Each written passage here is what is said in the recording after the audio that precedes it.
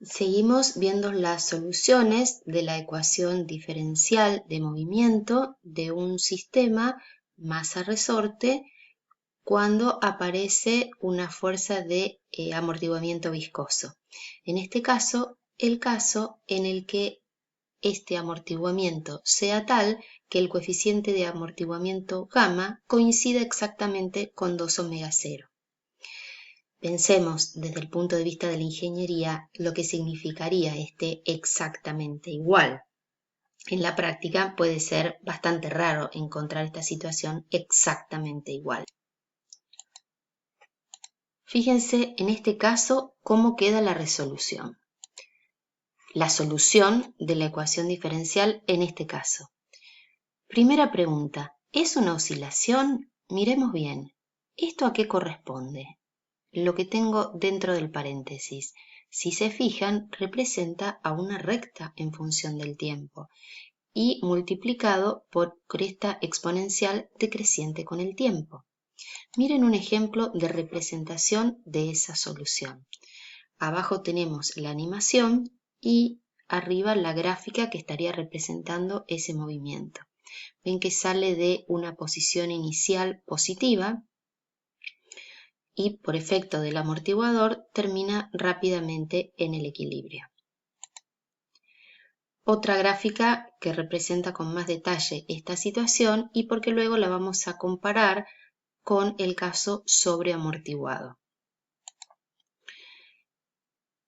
Para el caso sobreamortiguado, es decir, cuando la fuerza de amortiguamiento es grande, este grande, ¿qué significa? Grande comparado con la fuerza del resorte, que es la fuerza restitutiva. Miren cómo queda la solución. Incluye una combinación de senos y cosenos hiperbólicos. Quiero llamarles la atención sobre la forma en que les presenté esta solución. No sé si llegan a notar que depende de parámetros iniciales como la velocidad inicial o la posición inicial. ¿Por qué? Porque ya representé, ya incluí en esta forma de presentar la solución las constantes que se determinan a partir de las condiciones iniciales. Fíjense cómo resulta el movimiento. El amortiguamiento es tan grande que sale de una posición inicial que hace que el resorte esté estirado, por efecto de la fuerza del resorte intenta acercarse al equilibrio, pero por efecto del rozamiento viscoso lo hace lentamente. Lo que les decía, la comparación de los casos, en azul crítico, en amarillo y naranja, dos casos sobreamortiguado. ¿A qué corresponden estas tres gráficas? A la misma situación, misma masa, unida al mismo resorte, misma posición inicial, o sea, una posición de 1 centímetro apartada hacia el eje X positivo y se la deja libre a la masa. Ven que esa curva en T igual 0 tiene pendiente horizontal. O sea, repito, mismas condiciones iniciales. Posición inicial, 1 centímetro hacia el lado de los X positivos. Misma velocidad inicial, 0. Y lo que cambia tres curvas es el amortiguamiento, que va siendo cada vez mayor. Fíjense qué es lo que ocurre. Si bien va a terminar en el equilibrio, o sea, en la posición X igual 0, lo hace más lentamente, ven que demora más tiempo en llegar a la posición de equilibrio a medida que el amortiguamiento es cada vez más grande. Repasamos y resumimos. La forma de la solución de la ecuación diferencial cuando tenemos distintos valores del amortiguamiento. Fíjense que son formas bien distintas de movimiento, porque tengamos presente que cada una de estas soluciones representa un amortiguamiento. Un caso de amortiguamiento relativamente bajo o relativamente alto. Si bien las tres posibilidades de solución son distintas, tienen dos características comunes, al menos dos características comunes. ¿Cuáles son? Fíjense bien, En los tres casos aparece como factor una función exponencial decreciente con el tiempo. ¿Qué es lo que va a hacer esta exponencial decreciente con el tiempo? Va a hacer que el movimiento vaya siendo cada vez menos, vaya a representar un alejamiento cada vez menor de la posición de equilibrio. ¿Hasta que llegue a qué valor? ¿Cuál va a ser el límite del valor que alcance esta exponencial decreciente con el tiempo? Para tiempos grandes, entre comillas, ¿cuánto va a llegar a valer esta exponencial? Va a tender a cero. En tiempos más grandes o más chicos, dependiendo de cuánto sea justamente este factor gamma de decaimiento. Otra característica común es que en los tres casos hay constantes a determinar. La constante A, la constante phi, la constante A, la constante B. ¿De qué van a depender esos parámetros a determinar?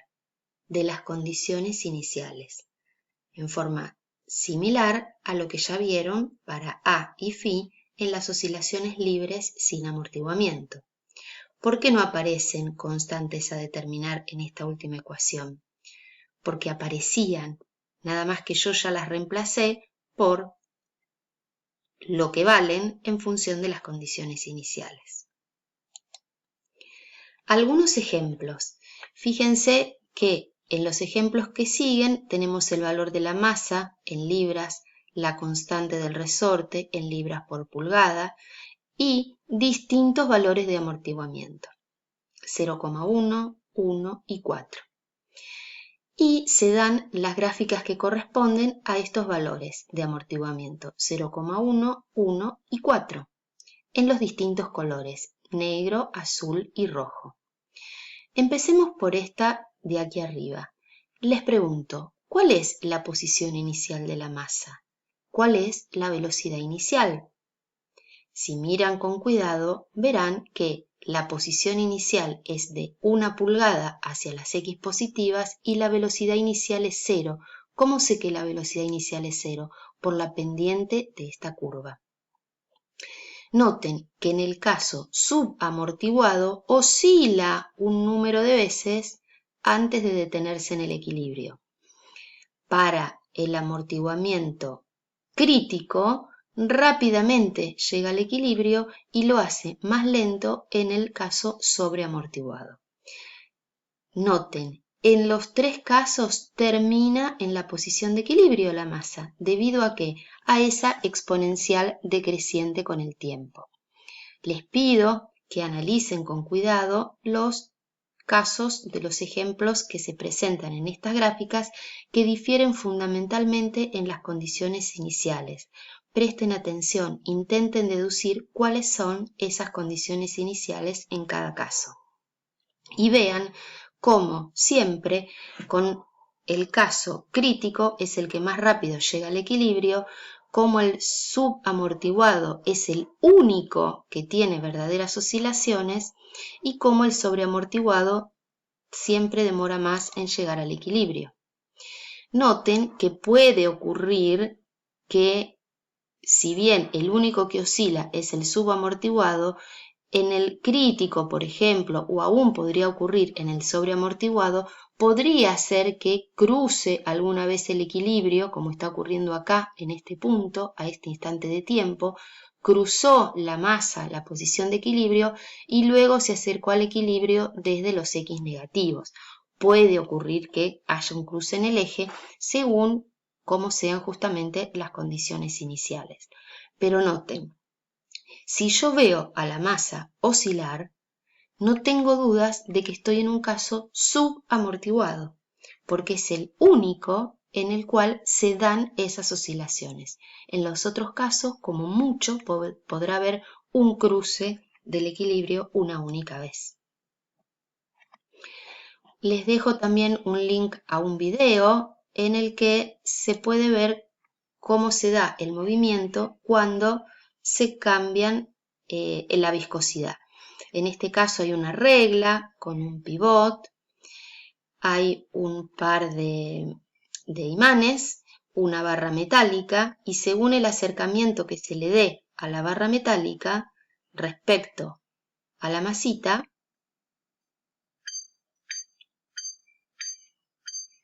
se notan distintos casos de movimiento.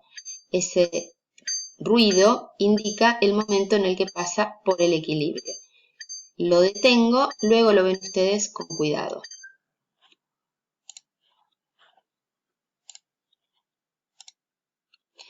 Quería contarles también otra forma, un poco más moderna si se quiere, en el que se hacen representaciones de esta situación.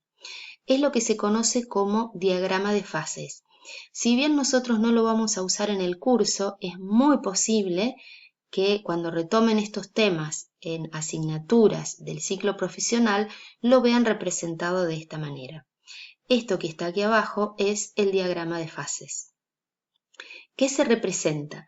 En el eje horizontal se representan posiciones y en el eje vertical las velocidades correspondientes.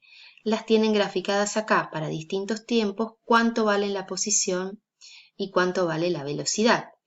Fíjense, ¿qué estamos teniendo? ¿A qué caso corresponde esta diapositiva? Si lo miran con cuidado, van a ver que los valores tanto de velocidad máxima como de posición máxima tienen siempre el mismo valor. ¿A qué caso corresponde? Si lo piensan un segundo, vamos a ver que la amplitud es siempre la misma, por lo cual corresponde al caso sin amortiguamiento. Entonces, en el diagrama de fases, una oscilación sin amortiguamiento queda representada con una curva cerrada.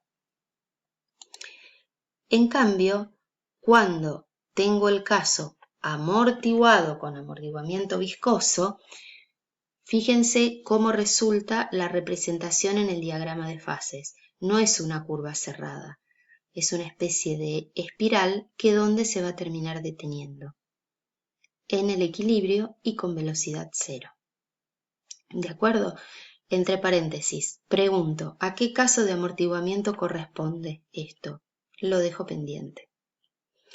En otro video completo las ideas y terminamos.